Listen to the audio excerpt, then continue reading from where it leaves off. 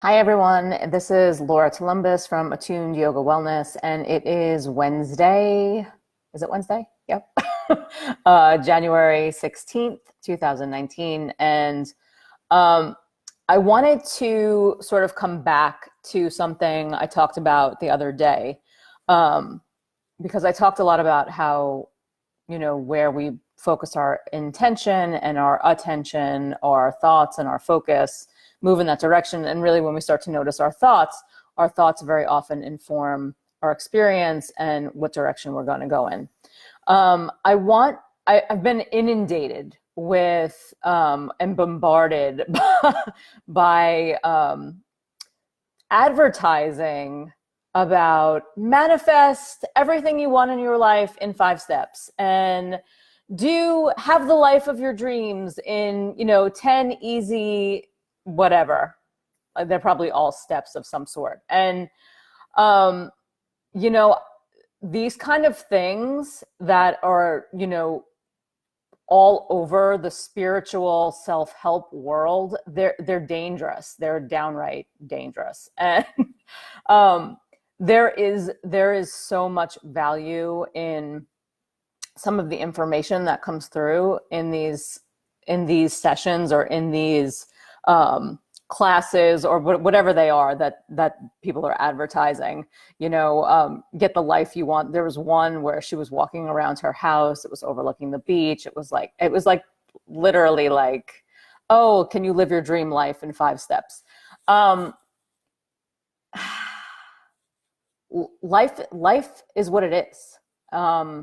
You are having a human experience in a body with a heart and with a mind and with a very specific set of circumstances and a very specific set of DNA.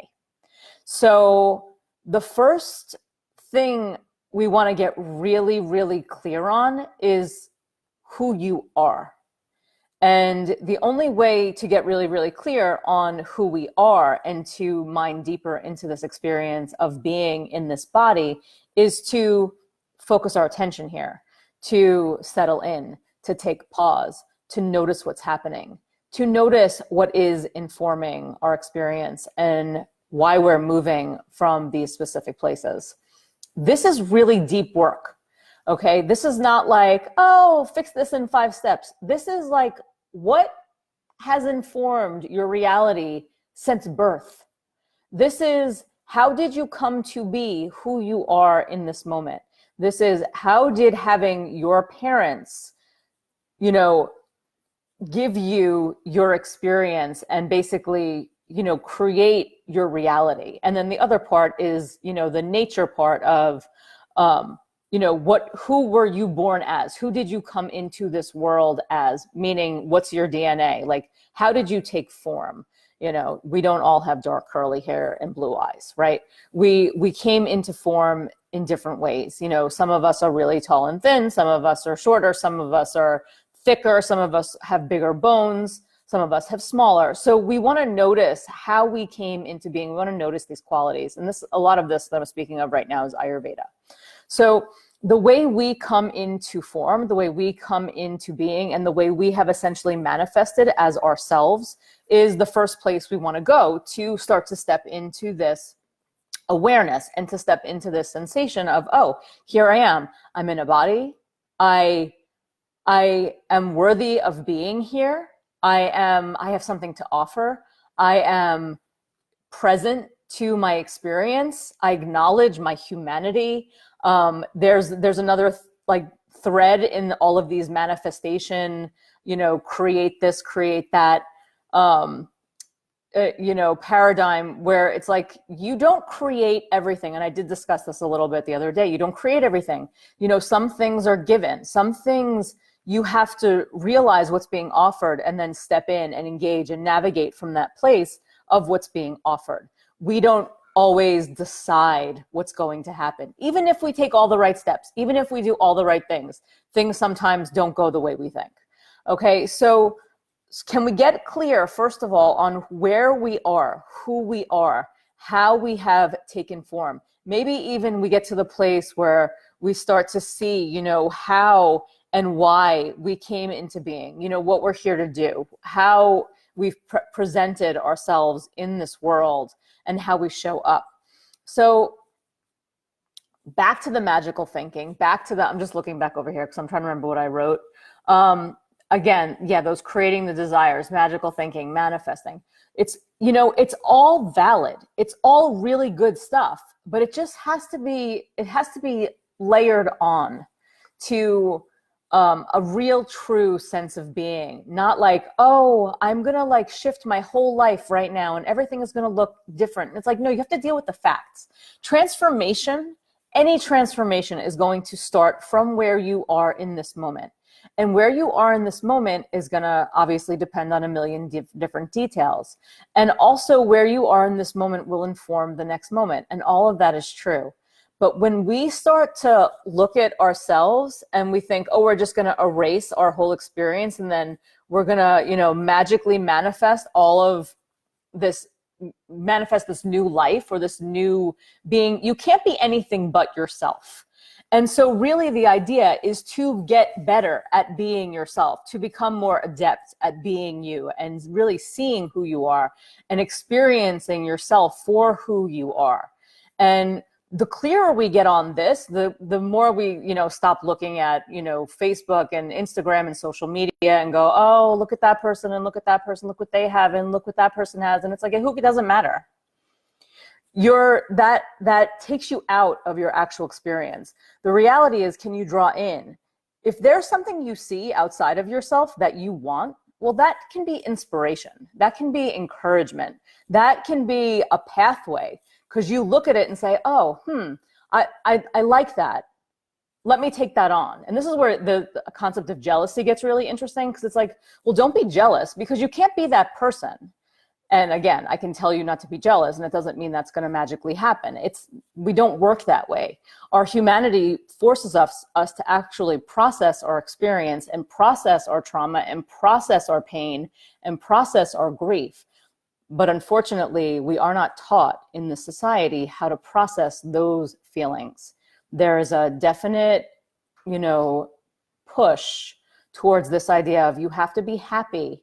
You have to, the world needs to look like this. Your life needs to look like this, or you won't be happy until whatever it is, X, Y, Z. And so if you set yourself up for that kind of situation where you're only going to be happy if you achieve, you know, what that other person has, well, guess what? That's not ever going to really happen because you're never going to be that person. You get to be you. And so can we mine deeper into this experience of what it is to be in our own bodies, our own hearts, our own minds, to deepen this experience, the sensory experience, to start to notice the qualities that are showing up, to start to notice really who we are from the inside out, so that we can start to show up from that place of connection and stability. And, you know, the lens of gratitude is a great place to go to, and all of that magical thinking and all of that self-help stuff, it's great. It's just, it needs to come from a real clear, discerning place where you know that you're actually dealing with like the muck. You're dealing with all the stuff that brought you to where you are in the moment. And the sooner we get out of denial and the sooner we deal with our pain and our grief, the easier it is to really tap into our potency and our potential and our authenticity. All right, so feel your sitting bones root. Let's meditate. Feel the breath, feel the energy move down from the crown of your head into your pelvis.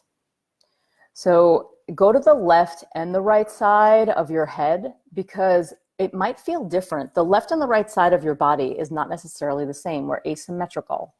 And so honoring our asymmetry, honoring how we've taken form, and then feel in, does the right side of the body feel different than the left side of the body? It's okay, we're just noticing.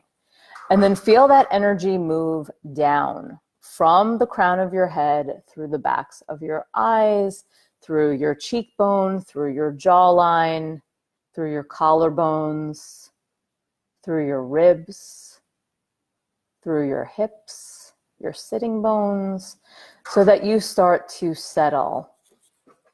You start to feel connection into the seat you have taken. And just draw your awareness to your breath. to the rise and to the fall. You know, what does it take to really feel into our pain? And it's such an interesting conversation because no one's having it. And I don't necessarily just mean your physical pain, but your physical pain is very often a byproduct of your emotional pain.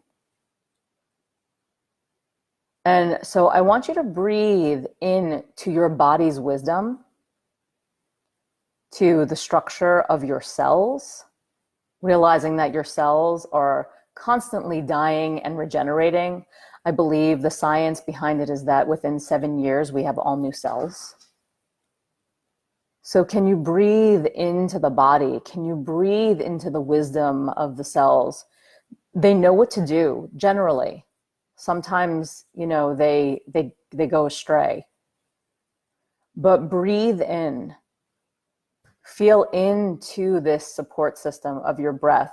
Feel into the support system of your bones and your muscles and your tendons and your ligaments and all of the pieces of you that are literally holding you together. And when we breathe, we oxygenate the blood, and that blood runs through the body. And it replenishes us, it restores us. And so can we honor that richness that we get in each breath, that fullness? Every breath is like this little mini detox. We inhale in, we take in what we need, we exhale what we don't. Now, if it were only that easy to just exhale our pain and be done with it, oh, it'd be so nice, right? It'd be so easy. But that's not how it works.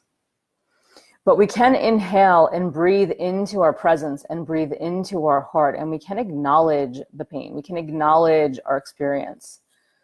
Healing in general, holistic healing. I don't mean like going to the doctor and getting prescribed drug. I mean holistic, deep work healing. It is going to require a certain emotional component. You're going to have to deal with your stuff. So breathe into that. It's part of you. It's part of your humanity. It's part of what makes you who you are. It's part of the beauty of who you are. That idea or concept of perfection is so unreasonable. And if we want to shift the frame on that, we can say that perfection is simply you being perfectly you. So breathe into yourself, breathe into your skin, breathe into your cells, breathe into your heart, breathe into your presence. And can you tap into this resource you hold here? Can you tap into the healing that is possible here? Because just by bringing our awareness, just by bringing our focus into our awareness, we give ourselves the privilege of our own time and our own attention, and that alone is healing. You acknowledging that you are worthy and valuable enough to offer yourself your own time. So can you breathe into that, and can you receive yourself? Can you receive your fullness? Can we breathe into the transformative process that really occurs in each breath?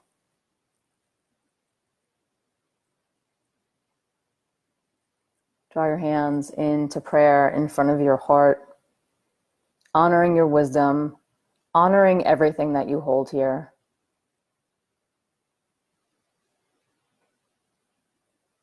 Take a nice deep inhale and exhale completely. And just gently bowing your head to your heart and to your body and to your mind, to everything you hold here, to moving deeper with each breath. Namaste. Thank you all so much. I hope you have a great Wednesday. We're really more than halfway through the first month of the year. I hope you are all doing well. And let me know if there's anything you want in these meditations. I'm happy to speak to certain things if they're coming up for you. All right. Have a great day. Bye.